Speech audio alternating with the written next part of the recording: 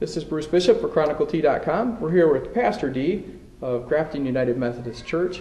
Pastor D, if you could tell us a little bit about how you got started in your particular career field.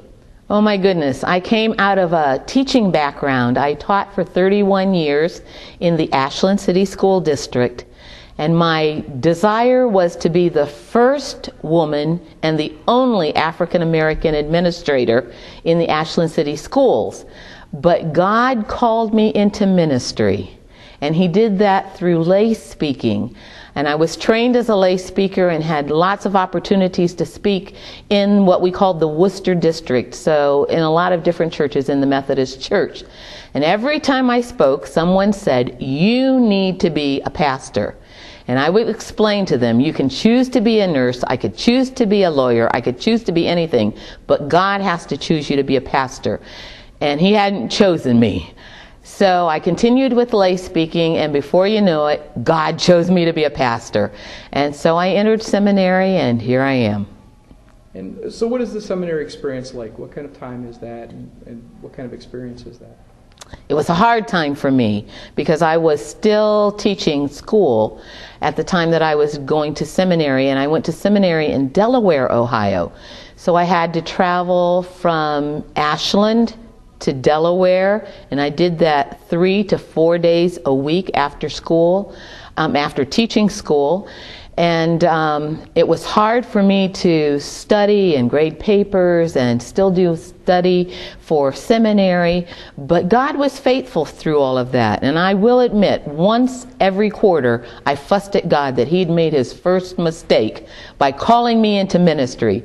But God hung in there with me, and I hung in there with God, and accomplished what I needed to because I was on scholarship, so I had to keep good grades in seminary because God blessed that seminary experience.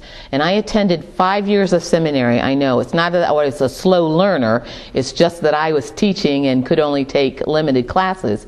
So I attended seminary for 5 years and never laid out a dime for seminary because there were scholarships and all kinds of money given to me so that I could attend school. So I worked really hard. So it was difficult raising a family, teaching school, and driving, and then doing studies. So if someone felt the calling and was interested in going to seminary, and if they wanted to be a pastor in a church somewhere, how would they begin that process? How would you suggest that they do it? If you're through the Methodist Church, you begin that process by coming to the pastor and talking with the pastor. And the pastor, he or she, would help you articulate your call and help you to discern if the ordained ministry is actually the vocation that God is leading you to, because there are a lot of other opportunities in the Methodist Church to share the word and to evangelize without being an ordained pastor. But once you've decided that, then you go to what is called the District Board of Ordained Ministry, and they will help you through the process. It's a long process. It's not an easy one. It's not a quick one. So you need to know that that's God's calling upon your life. You can't just jump into it.